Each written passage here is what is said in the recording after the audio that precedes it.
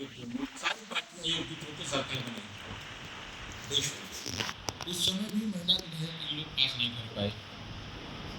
लटकाना भटकाना इन लोगों का काम रहा। 30 साल से उसको पेंडिंग में रखा। माननीय नरेंद्र मोदी जी और माननीय गृह मंत्री अमित शाह जी दोनों लोगों की मंशा थी कि 2029 में हम महिलाओं को 33% रिजर्वेशन देकर जो 2037 में विकसित भारत बनाने का सपना है उसमें इनका भी योगदान है।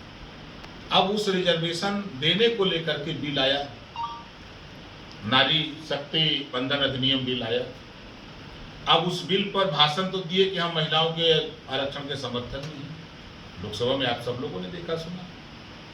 तो अब जब वोटिंग हुई तो सारे विपक्ष के लोग खिलाफ हो गए, वो बिल गिर गया।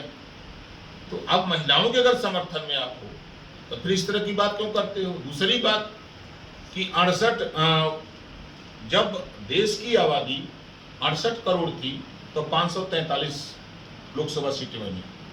2011 की जनगणना के हिसाब से 860 सीटें होती हैं। तो 860 सीटों पर बना करके महिलाओं का हिस्सा, पुरुषों का हिस्सा, जो सिस्टम है उस सिस्टम के तहत कार्रवाई हो रही थी। लेकिन विपक्ष नहीं चाहता है, खाली ये चाहता है कि हमारी माँ रहें, बहन रहें, पत्नी रहें और महिलाएं न आवें। ऐसा उन लोगों ने प्रदर्शन किया। आपकी पार्टी पश्चिमी यूपी में क्या लड़ेगी चुनाव? देखिए, हम लोग बराबर चुनाव की तैयारियां में रहते हैं और सीट तो मांगेंगे ही। इस बार सीट तो मांगेंगे, मिल जाती है तो लड़ेंगे, नहीं मिलेगी तो कोई दिक्कत नहीं। कितनी सीटें? देखिए, कुल मिला के पश्चिमांचल, मध्यांचल और पूर्वांचल में मिला करके हम लोगों ने 62 सीट वो तैयार किए हैं कि 62 सीटें 100% जीतेंगे गठबंधन में। हम ग्रास रूट तक booth committee, sector committee, block विधानसभा कमेटी सब कंप्लीट कर लिए हैं उन विधानसभाओं की।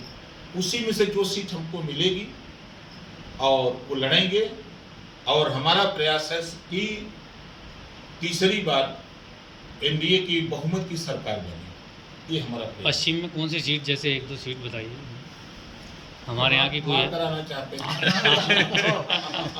पश्चिम में ओवरऑल कितनी सीटें बताइए। हम लोग बुंदेलखंड और पश्चिमांचल में 8 सीटें। 8 सीटें, अच्छा। बुंदेलखंड भी इसमें शामिल? नहीं, हमारे यहाँ की तो बताते हैं एक तो। नहीं बता देंगे, बवाल कराएंगे, अब तो मिल जा रहे हैं।